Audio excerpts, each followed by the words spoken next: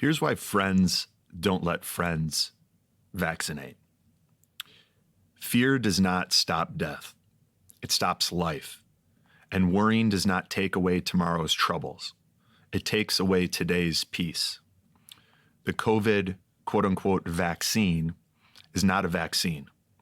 They've said it will take multiple doses and even then require continuous reinjection. That's a drug, not a vaccine. Add to that, this is the first ever mRNA vaccine, which, contrary to the propaganda websites and news outlets out there debunking the real risks, has the potential to change our genetic makeup, perhaps even making a legal case that humans who have received the vaccine have now been genetically modified, almost like a GMO. Let that sink in for a moment. And then you take into consideration the fact that multiple countries are showing dozens of adverse effects. Hank Aaron, the Major League Baseball star, died just within a week of getting the COVID vaccine. And there are many more cases, far too many to even name here. This is part of the reason that many of us have decided to be the change that we want to see in the world. And we are forming a regenerative, community-sufficient tribe living in harmony with nature in Western North Carolina. Here's a little bit of the community guidelines and manifesto for those of you guys that may be interested. It's going to be off-grid power, so each home is going to have their own power, either through propane, solar, hydroelectric, wood stoves, or some combination thereof. There's going to be no Wi-Fi or wireless electricity, but we will have wired internet connections that are faster and healthier. Each parcel of land on the property, each home site is going to have spring water for drinking, bathing, and gardening. We have a regenerative philosophy that we're bringing. So if, for example, we need to cut down 5 trees to put in a road, we're going to plant 10. We believe that we are divine creators in the image of God and that the laws of God belong above the laws of man. We're going to encourage gardening, growing some or all of your own food. Many people don't realize this, but a family of 4 can be fed on just a quarter acre. We're going to be connected to our local law enforcement, particularly the local sheriff. We're going to be attending meetings and lobbying for laws that uphold the Constitution, the Bill of Rights, our freedom, and the health and sustainability, I know that's a buzzword, of Mother Nature. We're going to focus on the good, the true, and the beautiful. Our currency is going to be trading of goods and services, possibly silver, possibly gold, but not relying on, paper money that's not backed by anything and certainly headed for a crash, or the cryptocurrency, which is part of, this sort of slavery system that they're kind of trying to usher the unsuspecting into. We believe our greatest assets are our community, our character, and our health. Family is wealth. No mask, no vax. There's going to be community homeschooling. It's critical that we teach our children as they are our future. So we're going to be big on practicing critical thinking, challenging convention, seeking wisdom, not information. There's going to be no usury, so no charging interest on any loaned money. And all of us are going to be looking to add value, leaving everyone in our community better than we found them. If you're interested in learning more about how you could possibly be a part of this community, you can go to biohackercoaching.com. I want to be forthright and respect your time. The minimum investment is a $25K donation that guarantees a quarter acre plot of land. $75K guarantees a full acre of land, and $195K guarantees 3 acres of land. And our community is a beautiful mix of entrepreneurs, healers, yogis, health professionals, families, and individuals who value freedom, connection, and living in harmony with Mother Earth. This sounds funny, but after 2020, you got to say it. All religions except for Satanism and Luciferianism are valued and welcome. So it doesn't matter if you're Muslim, Christian, Jewish, as long as God's at the top. That's all that matters. So yeah, you can learn more about that and grab a time for us to talk at biohackercoaching.com. Just please make sure that you're financially qualified. And if you would like to request, after you've filled out your application, if you'd like to request that it is moved to the front of the line, you can text community VIP to 847-989-3743. This is your life, and it's ending 1 minute at a time. I was blind, but now I see. Working jobs we hate, so we can buy shit we don't need. Ideas are brittle. If you had one shot, everything I'd ever read, heard, seen was now organized and available. Not your fucking khakis. Life moves pretty fast. The Biohacking Secret Show. Andy Galpin, welcome to the Biohacking Secret Show. Pleasure to be here, man. So when people ask you what you do for work, what do you say? Yeah, it's really easiest to explain in 3 parts. So technically, I'm a full professor at Cal State Fullerton. So my job is to, be a professor there, but really, a third of it is teaching. So I teach classes in the areas of sports nutrition, program design, strength conditioning, muscle physiology, things like that at the graduate level. And then I run the Center for Sport Performance. So this is a large research facility dedicated to performing and what we call disseminating research that enhances human performance. And a couple of things that's interesting about that is we've got a whole bunch of labs. So biomechanics, exercise physiology, kind of all the classic exercise science stuff. And then my lab, which is biochemistry and molecular aspects of human performance. So we take muscle biopsies and we examine people at the single cell and molecular and single fiber level. But everything we do in the entire center is dedicated to optimizing performance. So we don't deal with disease prevention. We don't deal with disease treatment. We don't deal with people that are basically anything besides trying to perform at the highest possible level. It doesn't always mean we have elite athletes in, though sometimes we do. But it's also just people who want to optimize their own individual physical abilities. What can we learn research-wise that will do that? So we don't do the disease treatment stuff at all. And then, so that's the other third of my life. And then the final third is working with professional athletes. So I work with a lot of combat sport athletes. So a lot of wrestlers, a lot of UFC fighters, boxers, Major League Baseball players, and some other things. So I do a little bit of research, I do a little bit of teaching, and then I actually put some stuff into practice as much as I can. So that's the long-winded answer to what I do for a living. If I want to get shorter, I just say I'm a teacher so that they won't talk to me. And you're also an author. You co-authored the book Unplugged with Phil White, who's been on the podcast, episode 56. And that's a fantastic read for any athletes or just people looking to really optimize their physiology and psychology in every way possible. So thank you for your work with that. I've got a bunch of questions here, but we'll unpack them one at a time. First, what are some of the breakthroughs that you've seen in sports performance that have helped athletes who are already at the peak get another 1, 2, 5, maybe 10% improvement in performance that you have made a part of your routine? Sure. There's a lot of directions I want to go with this answer, so don't let me forget to actually come back and answer it. Okay, because I have the more straightforward answer to that. But I think what we do a little bit different in our lab, and me personally, why I get hired to work with professional athletes is, I think in general, the way that we teach this area and the way that we study it, it's a little bit backwards. And so I think getting away from the siloed approach is what I'm referring to. So we try to study the human body as a whole functioning unit rather than its individual parts. And at some point you have to do that, right? So if you want to really understand how the nervous system works, you have to get really specific and dive fully into that. But the problem is when you get an answer there and you step all the way back and say, therefore, this is how you should train or recover. Well, now you've got huge problems because you didn't take into consideration all the other physiological parts. And so that answer may be totally true, completely incorrect, or anywhere in between, and you don't have a fucking clue. And so that's the part where I've pushed back hard on, is saying, well, hold on now, like, You can't take really specific stuff and then apply it to the entire human body. And even in my field, the molecular side, it's the same thing. So we can't say do a study and look at 3 or 4 different types of training and find the one that optimized mitochondria biogenesis the most and think that's actually going to make you a better athlete. There's way too many steps involved.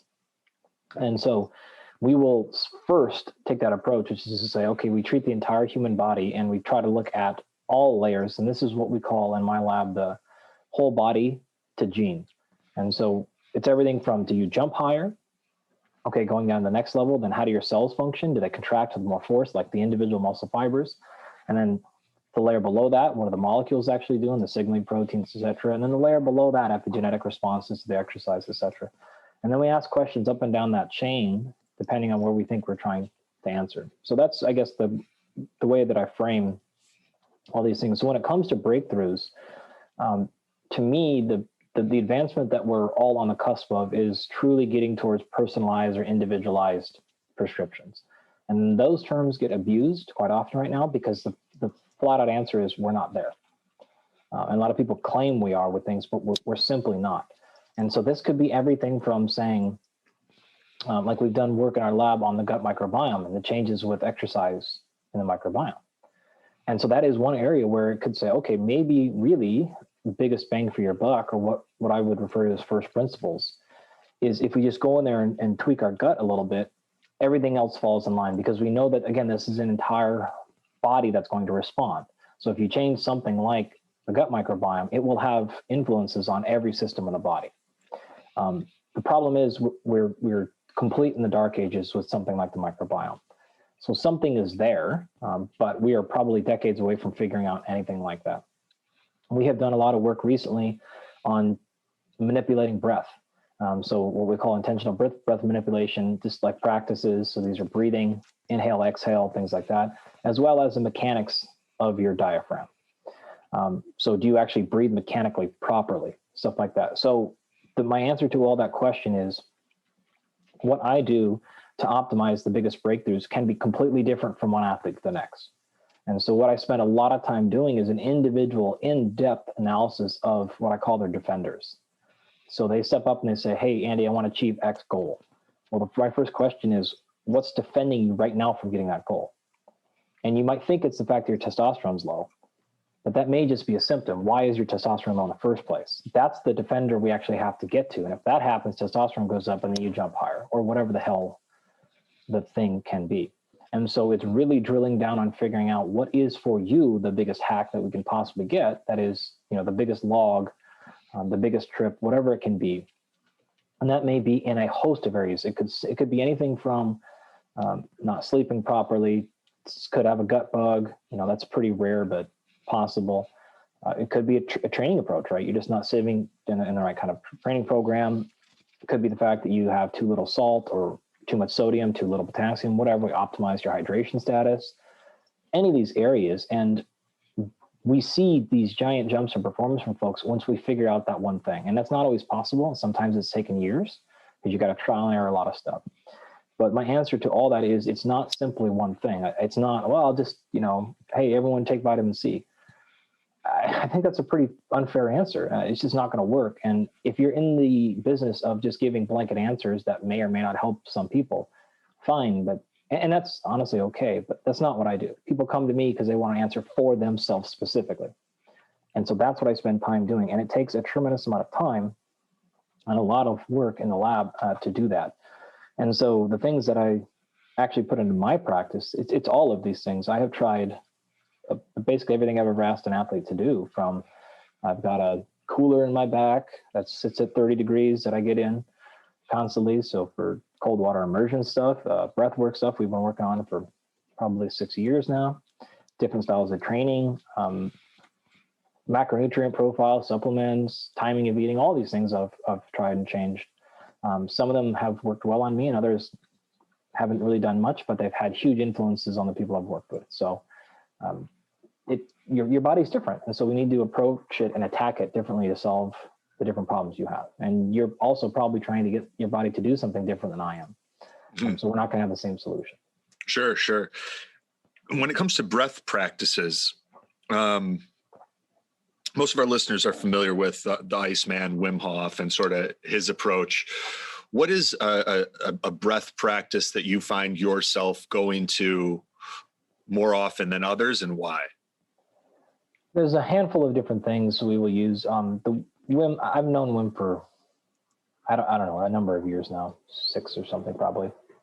We're not great friends or anything like that, but we before he got really exploded on the scene, we started doing some stuff with him.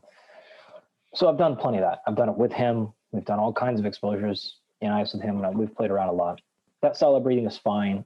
It's not my favorite cup of tea personally, but other folks love it. I will use a combination personally, and then I'll answer this with the athletes that I tend to use the most with them, is any sort of hyperventilation stuff prior to workout tends to be pretty awesome. So that usually kicks people up into gear. And then most importantly, though, is some sort of down regulation post-exercise. Whether you want to box breathe, that's fine. A lot of the athletes I'll honestly use box breathing with because it's really, really simple. All I have to do is tell them the number, and they don't have to go, okay, inhale for 3, hold for 2, okay, exhale for 1. Now do that for 4 rounds. Now go for, it's like, this is not going to happen. Just tell you not box breathe for 5 minutes and done.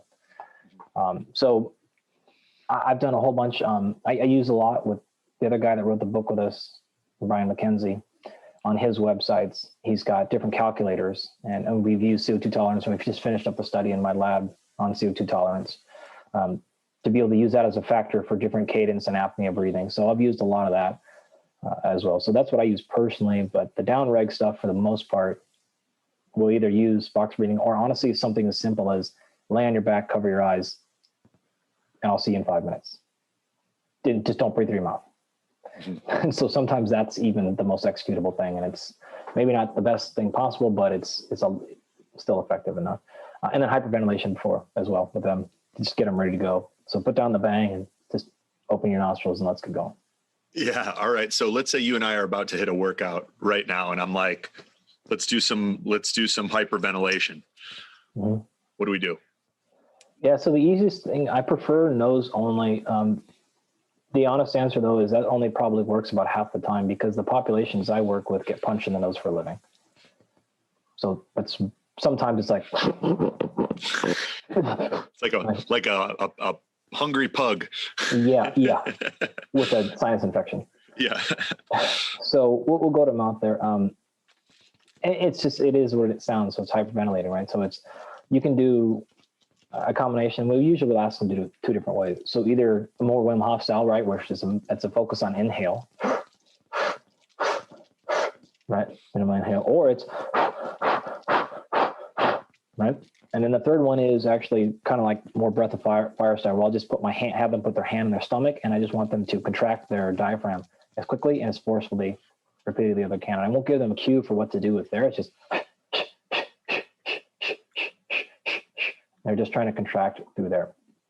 So I usually have them try one of those 3 styles and see which one gets them going. And if you've never played with anything like that, it usually takes literally 2 to 3 seconds, and your hands will start getting all clammy, and you'll start going, and you'll feel like, okay, I get this here. So that's the most common one. And usually we will do something in the order of 20 reps, some sort of breath hold or break, 20 more reps, 2 or 3 times in, and within a couple of minutes, we're out of there.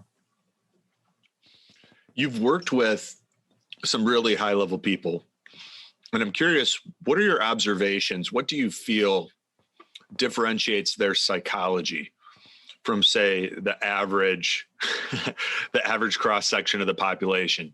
Someone who maybe got up to like a high school level sport, but that's it, or just your run of the mill average American. What are the biggest differences you see? Yeah. So I've had the fortune to work with a number of individuals, one of them being Trevor Bauer. And if you're not a baseball fan, he just won the Cy Young Award, which is Pitcher of the Year. And he is unique because baseball is an old man sport, right? It's 50-year-olds, and you do this and you don't do this. And the reason I'm saying that is he's really changed the game because he has pushed hard and saying, no, we can do this stuff better. We're not just going to throw a baseball and have a coach say, that was pretty good, now do this, right? We track everything. We have over 50 metrics every day that we use on him. So this is like the most opposite of unplugged ever, right? But it follows the exact same principles.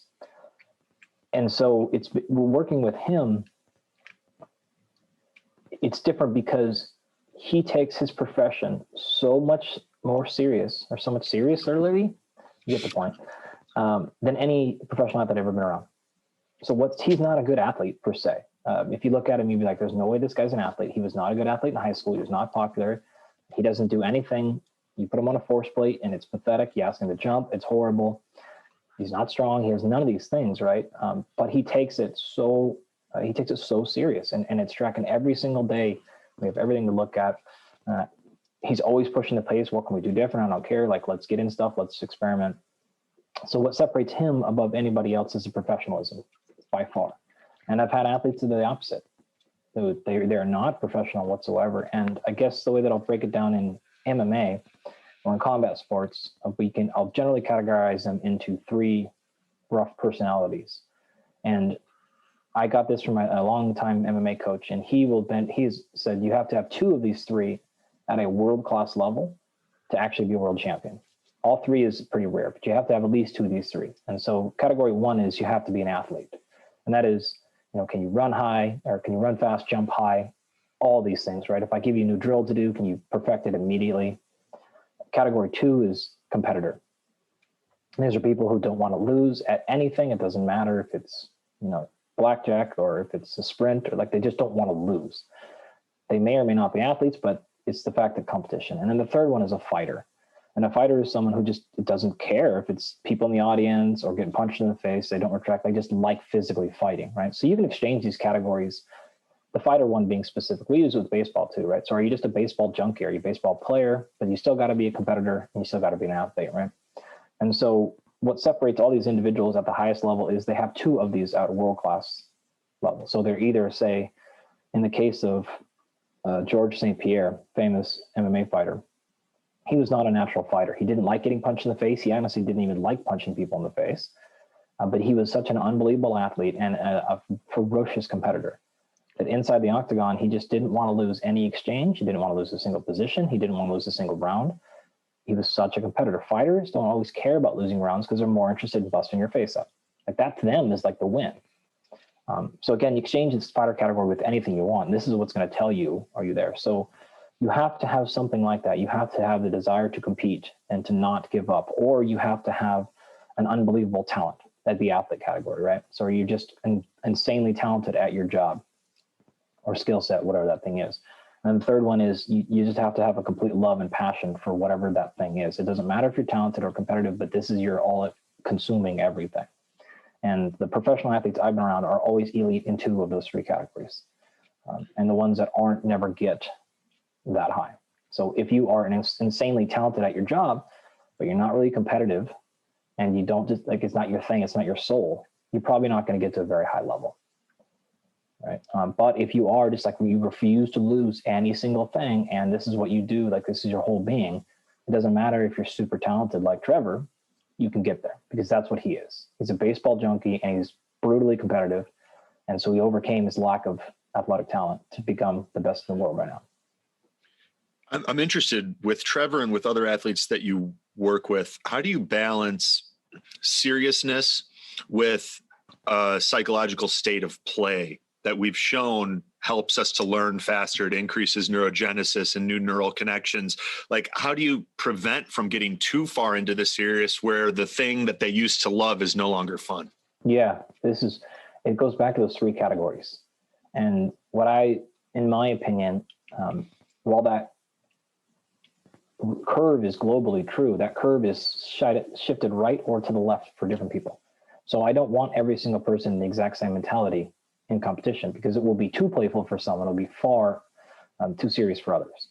And so I go back to that thing. If I have Trevor and I know he's competitive and I know he's not an athlete and I know though he is a baseball junkie, to get him into a state of play, we talk details, right? We talk, hey, like this is what's happening in the amount of spins you're getting per second on your ball. And this is, let's get on a force plate and let's look at these numbers. And this is why I need you jumping at this mill per second, because that gets him into a state of play. And he is totally jammed into it. If I take Brian Ortega is a fighter, 100% fighter, and he is a competitor. again, just brutally competitive, but he's not an athlete per se. If I show him numbers, he gets ADD and he gets Instagram out. He doesn't care and he gets too serious, all that stuff, like boom. So for him, it's we're talking shit, like massive shit to each other. Either I will like literally challenge him. I would tell him, you're not going to get, like, this is a number you've never hit. You're not going to get hit. Don't worry about it. Just take that off the bar. You're not going to get that anyways.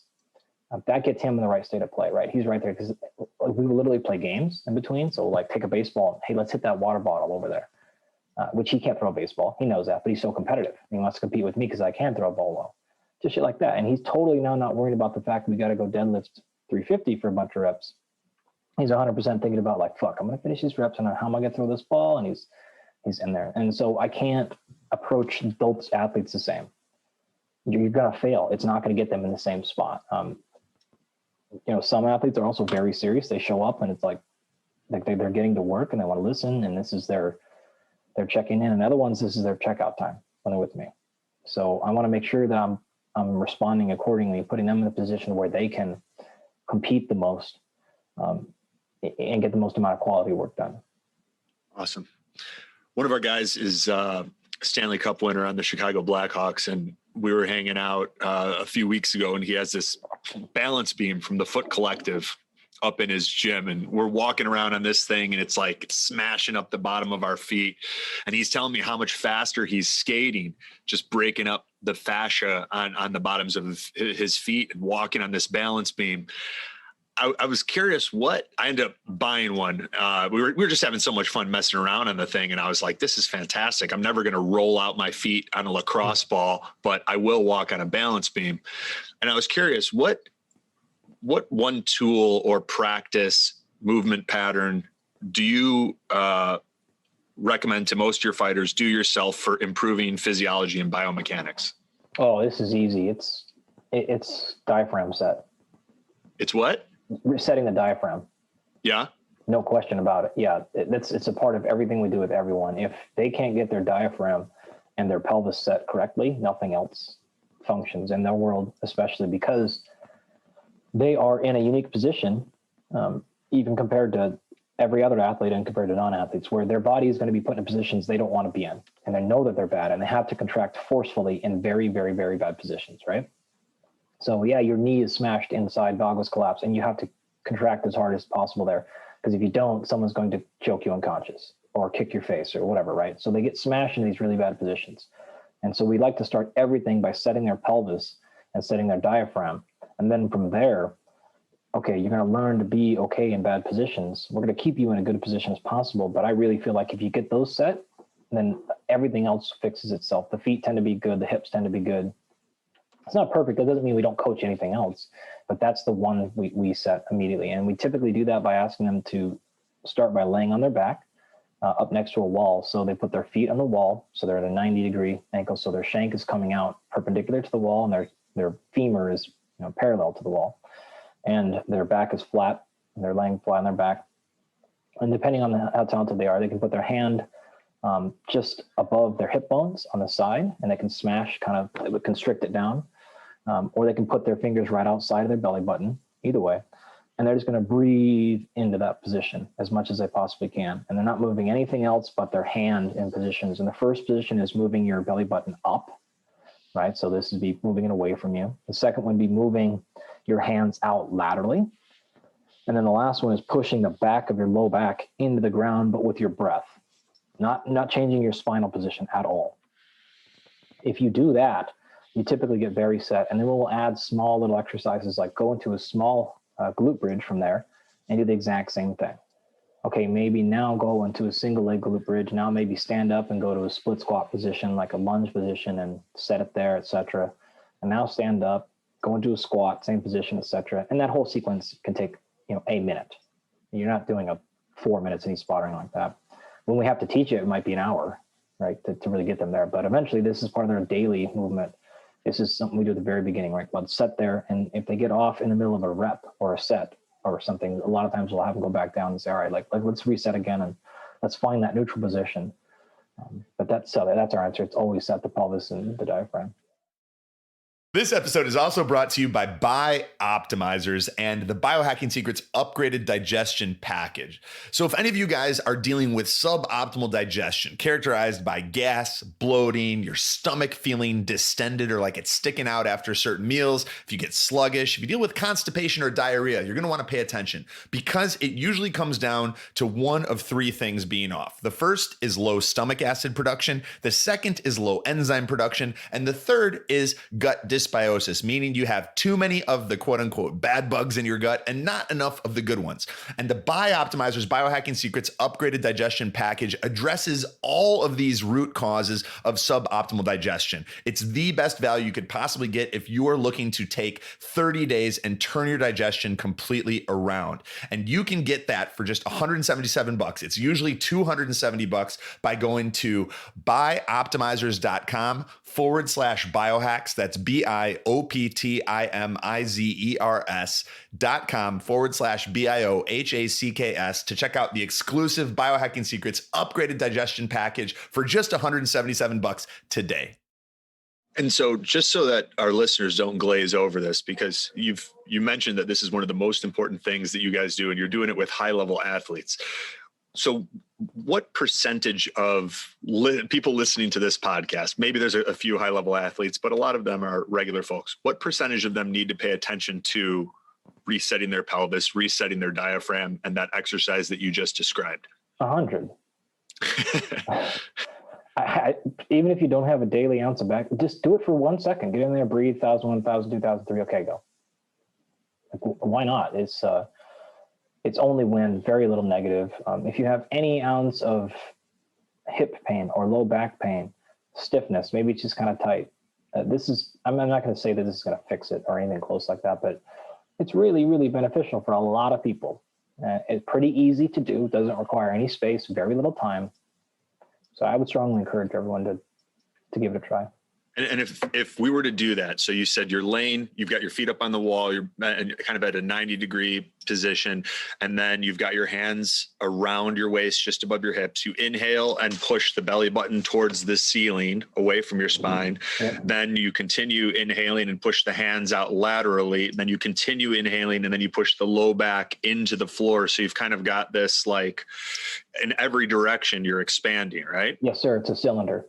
And then do you hold that? Do you contract, or then do you just exhale and wash, rinse, repeat? The latter. The latter. You can certainly hold it. There's no reason why you can't. Yeah. What we'll do too for people that are having a difficult time feeling that contraction is have them push their hands in even further. So they're squeezing their spine from the outside. Mm-hmm. And I guarantee you'll feel a contraction, and you'll start to use more or less. So if you want to really warm those muscles up, squeeze it hard and press out hard. If you just kind of want to get activated and set, you can breathe in, hold the position, and breathe out. You can do a vigorous breathing pattern. So almost match this with your hyperventilation, right? And really warm those muscles up, contract and push them as much or as little as you have the strength to do in those muscles. You'll wake up, you'll stand back up, and all of a sudden your low back stiffness will just be gone. That's a very, very common thing. And like I said, you can do glute bridges with it. So do the first part of your, warm up your glutes while you do it. So go up, hold the glute position, and do 3 inhale, exhale cycles. Go back down, reset, lift your hips back up again, do 3. And we will do that actually commonly with a lot of different exercises. Is we will do those breath cycles while holding a rep or in the middle of a rep up and down. And because if you can't, in our sport, if you can't separate breath from control, you're done for, because you often have folks literally holding your chest down, holding your stomach down, closing your mouth. So you have to be able to breathe and contract at the same time, and to disassociate those two things. So we don't get to where, for example, I come from an Olympic weightlifting background, and I still work with powerlifters and Olympic weightlifters. They have the ability to take a huge breath, get everything set, get everything lined up, go down in perfect position, and then come back up. Most other folks don't have that ability. And so we have to be able to maintain as much or as little contraction as possible to maintain perfect stability and breath control, but not overexerting, right? We can't just and be maximally contracted at all times, because you don't function well that way, and you're going to gas out quite literally. So yeah, you can do any of those combinations. My recommendation here would be just play. Have some fun down there. Do different things.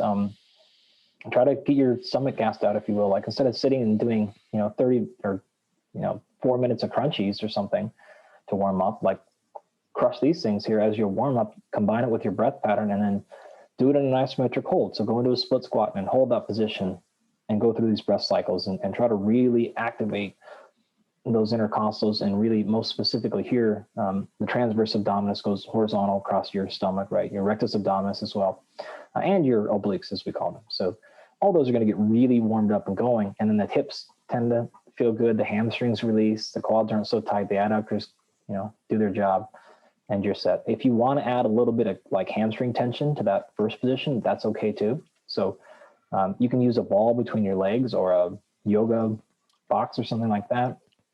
Reaching with your hands is another thing we like to do. So that initial position, you can put a ball or a box in between your knees, a little bit of hamstring tension, a little bit of, you're not squeezing that box down in between your knees, you're just touching it. And then you're reaching out away from your body and pulling your scapulas apart and extending your reach. So your arms are going out away from the floor into the air, so perpendicular to your body. And you get into that position, and then you take some breath cycles through there. It's amazing just how everything lets go when you kind of get in that. And we usually do 8 reps. Nice. I'm excited to do this. Actually, I'm thinking about. Honestly, it's a fantastic reset in the middle of work or whatever you're going to do. If you got to commute, and as soon as you get to work, slide on for a second, hit 8 Yeah. get back up and go. It feels really good. Absolutely. Absolutely. We're doing this 100 push-up challenge where a bunch of us are doing 100 push-ups a day for 100 days. And the guys everyone's busy. So they're like repping them out I was doing some at the gas station the other day. One of the other guys was walking his kids in Florida and just dropped down and started pumping them out. And once you get okay with doing some of this stuff in public at the airport, or, while you're waiting for your flight or whatever, you can completely change your life with a little bit of extra movement as long as you throw the shame out. Yeah. So who cares? Especially airports right now. It's so easy to go find a little hole where no one's around. Yep. I mean, you can do it. I do this every time I fly. Basically, is you just find the carrier that's empty and just go over there and open up the hips, open up the stomach, and get the glutes going again, and you're fine. Nice. Okay, so let's say you're only given one exercise. It could be Olympic weightlifting or really any variety.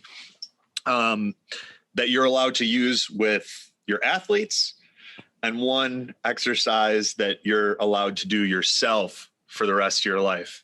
And it can be the same or they can be different. What are your picks? So the one that I have to use with the athletes and myself? It could be 2 different ones, or it could be the same one. It's up to you. Okay. I would probably say like a Zerker squat is probably very high on that list. It's the downside of those is they typically they're not enough for your lower body.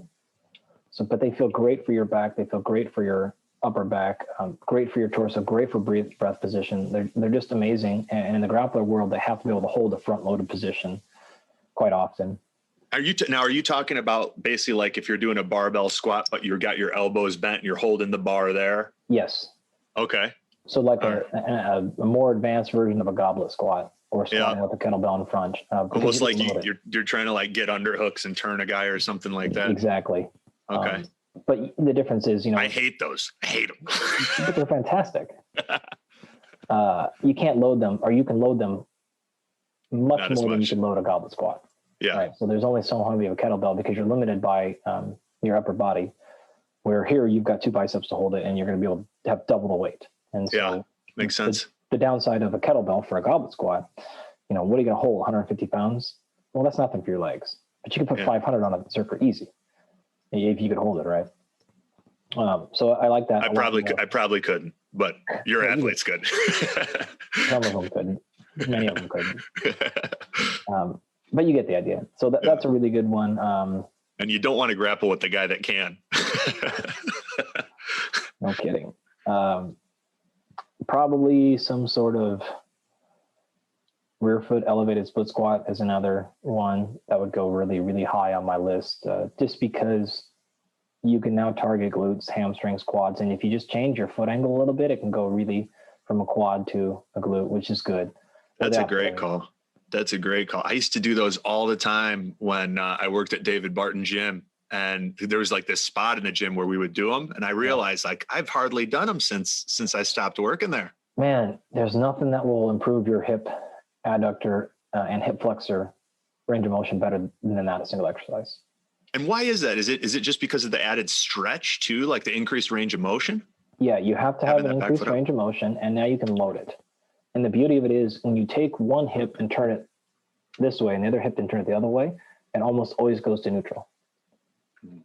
And so if you stay there, like if your hip flexors are tight or if your hamstrings are tight, both are getting worked. Mm-hmm. If your adductor is tight, that's getting trained as well. And you can increase the height of your foot, or you can change, like you said, your foot position. So if you bring your heel closer to the bench, then it's going to be more emphasis usually on your quad, which I think people undertrain their quads a lot. Yeah. Or if you put it out further, it'll be very easy on your knee and it'll be very heavy on your glute. Or more difficult. And so there is also anti-rotation that has to happen there, because as you're off-centered, your body's going to want to turn towards that front foot.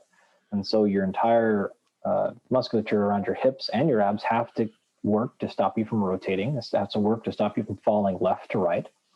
And they have to hold you in position so that your legs can actually pump contraction. So it's a fairly complicated movement, but it is much easier to coach and to cue than something like a back squat. Yeah. Which is actually very technically difficult to do for most people. And even the athletes I work with, they're high level athletes, but they might not have a high training age. And so we may have to regress them, in terms of the difficulty. In fact, actually, I feel fairly confident speaking to the general public, because most of the athletes I work with, they don't move any better in the weight room than the general public does, really, when you age match, if you will. Mm-hmm. So it's like, yeah, you a lot of goblet squats and a lot of, very rudimentary bear crawls and things like that to move them. And mm-hmm. I think the athletes are doing like all these crazy things, but they're generally not. Like even the fighters are, again, we're doing trap bar deadlifts and bear crawls and push-up holds and things like that. So. Nice. Well, I'm definitely going to get back to some of those rear leg elevated split squats. I can't promise I'm going to be doing any zerkers, but don't get soft on me. I want to kind of bring this plane home, but this is a lot of fun. What would you say is one of your more unorthodox or controversial recommendations that works? Well, I guess some of the intentional breath manipulation stuff, depending. So I have a video just describing what I call my bulletproof bullshit detector. And I'm a little bit different because traditionally you have science, right? And we view scientists, especially ones that are full-time academics like me, as like, if it's not in a randomized clinical control trial, like it doesn't count, blah, blah, blah, right? And then you have people on the other end of the spectrum, which are just like every time somebody throws out a study where they measured some molecule in mice, everyone wants to start taking some special concentrated silver supplement, like, yeah, that's nonsense over here, right?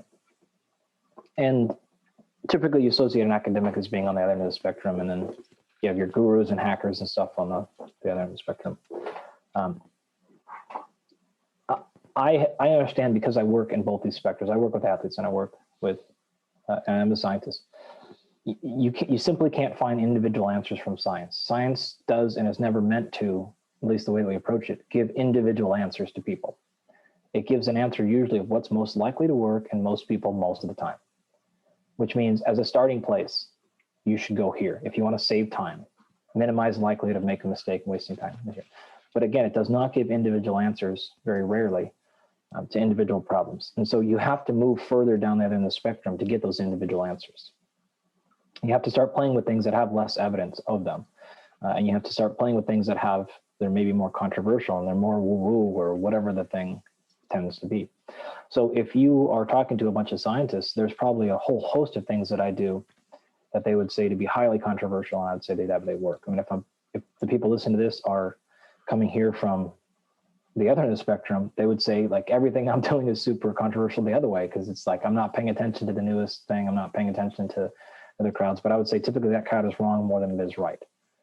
So the people who want to be cutting edge and to be super advanced, it doesn't mean they don't get some things right. Yeah, they do, but they tend to get more things wrong than not. But they're also trying to get answers today, and they don't have time to wait for 6 years, or they don't want to wait for 12 years for RCTs.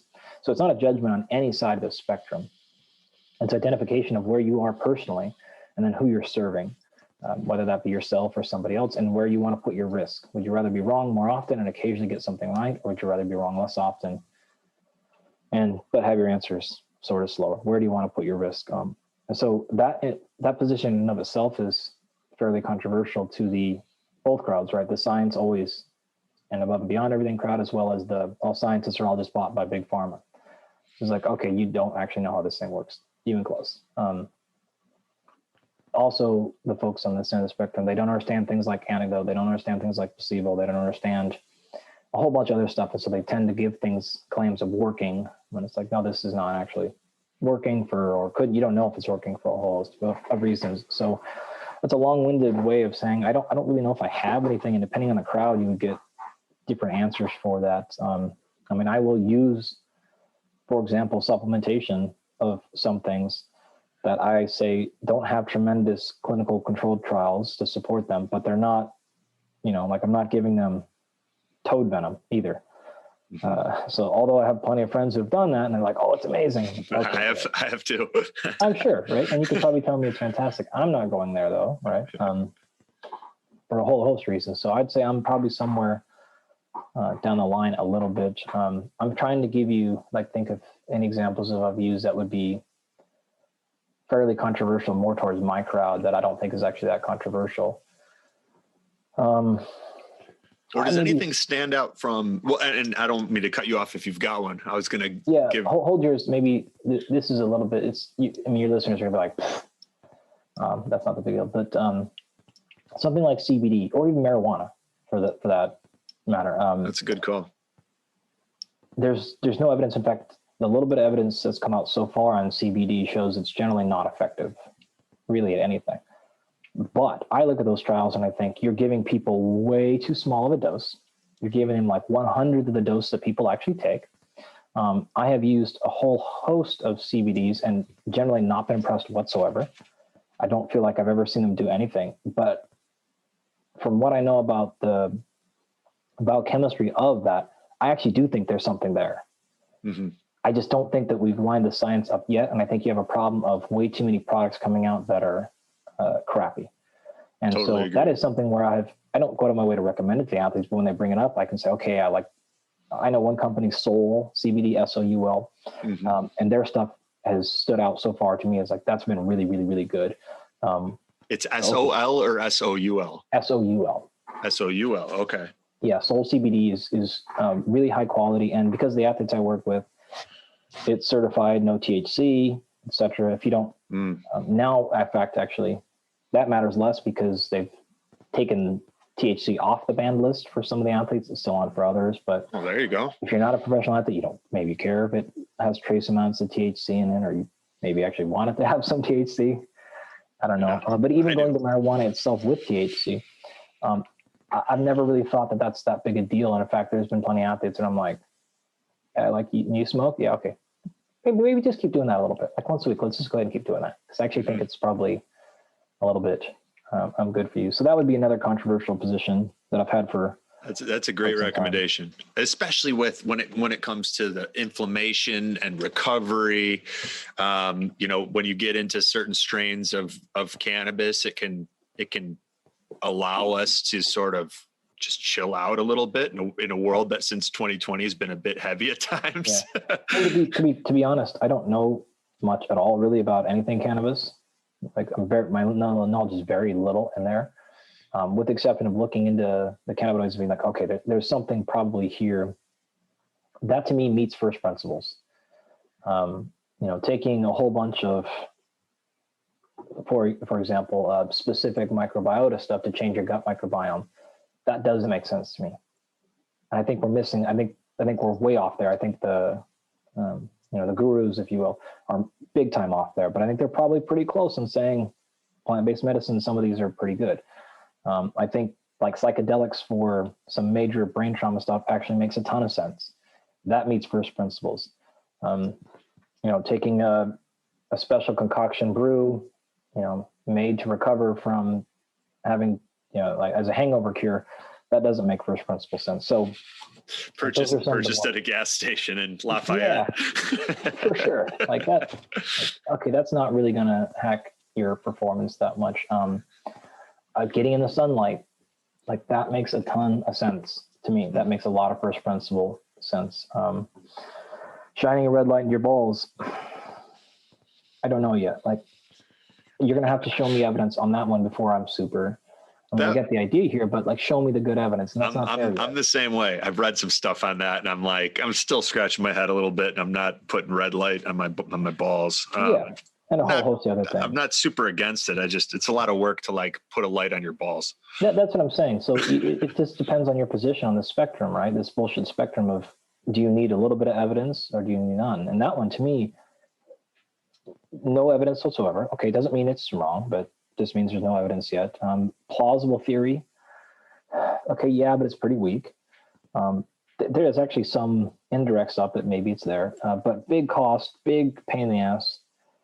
Okay, if you don't care about cost, pain in the ass, and you're willing to take a little bit of potential benefit, well then fine. There's probably not much harm. I don't really care. In fact, I do have one athlete that uses that for that exact reason, to try to bump his testosterone.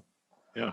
Okay, like, fine. I mean, it's not my first place I'm going to. I'm going to go after your sleep first, if that's what you really want. I was just thinking the same thing. Yeah. So I'm generally, but that's my position. I'm a first principles guy. Like, let's get this stuff in order first before we jump to, those things. So awesome. Well, AndyGalpin.com, ANDYGALPIN.com. That's where you've got all your wisdom. You got the Body of Knowledge podcast, the book Unplugged on Amazon that you guys should pick up. If you enjoyed any of this, which I'm sure you did if you're still listening at this point. And Andy, where else can people stay up to date with cool things you're working on and stuff you got coming out? Sure. Twitter and Instagram are the best place, Andy Galpin, for me to produce things. If you're the type that likes the direct link to the studies and things like that, Twitter is the easiest place to direct link, but most of you are probably on Instagram. So you're going to have to just Google the title yourself if you want those things from there. But, and then the one thing I actually will say is, if you are the cheap or attention deprived bastard and you're like, I just can't suffer through another book. And to be fair, that my book probably takes the individual person about an hour to read total. It's not exactly a hard to read kind of thing. Oh, it's a good read too. If you want, I made like a 7-minute summary of the entire book on YouTube. What, are you just trying to cannibalize your book sales? Dude, I don't give a shit. I don't care at all. When Phil and Brian and I wrote that book, like we had a very candid conversation, and like making money off that book was not on our priority list.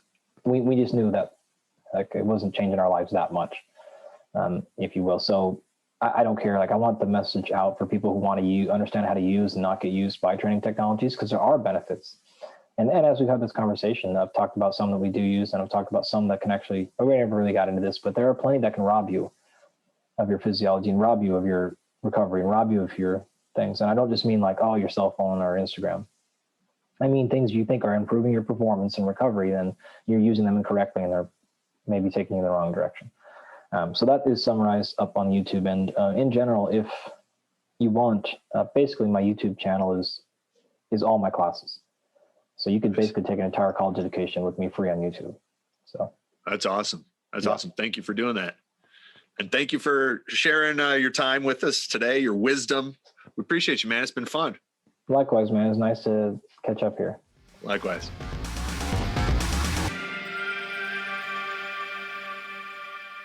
What's up, guys? Anthony here, and thank you so much for listening to this episode of the Biohacking Secrets Show. One of my favorite things to do is helping men and women like you feel what it's like with the body you've always wanted and all-day energy that starts the moment you wake up and doesn't quit. Over the past decade, we've created a proprietary health assessment that helps me to identify the unique toxicities and deficiencies that may be holding you back from the life that you deserve. And what we've discovered in doing this with now thousands of CEOs, executives, professional athletes, businessmen, Hollywood celebrities, and entrepreneurs is that there's always room for improvement and optimization. Whether you're already performing at a high level or you have that feeling inside your heart that you're capable of more, the single fastest way to unlock your potential is to upgrade your mind and your body. And there's no program on earth that does that faster or to a greater magnitude than our one-on-one consulting program at www.biohackingsecrets.com/coaching.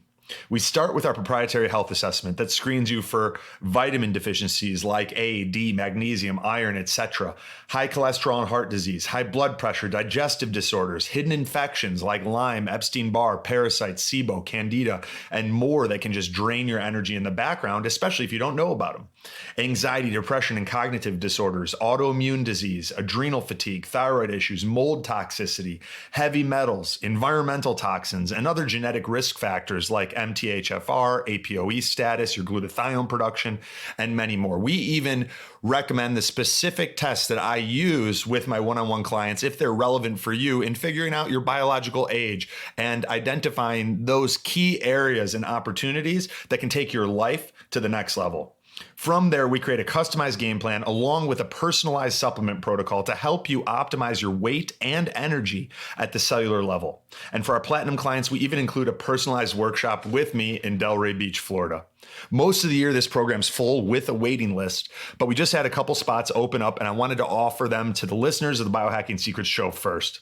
So if you're interested in seeing what it might look like for us to work together, head over to www.biohackingsecrets.com/coaching. That's www.biohackingsecrets.com/COACHING and fill out the short application form. If you're pre-approved, you'll be given the opportunity to book a time to connect with someone on our team and see if it's a fit. Thank you so much for being a part of this community, and I look forward to potentially going on this journey together.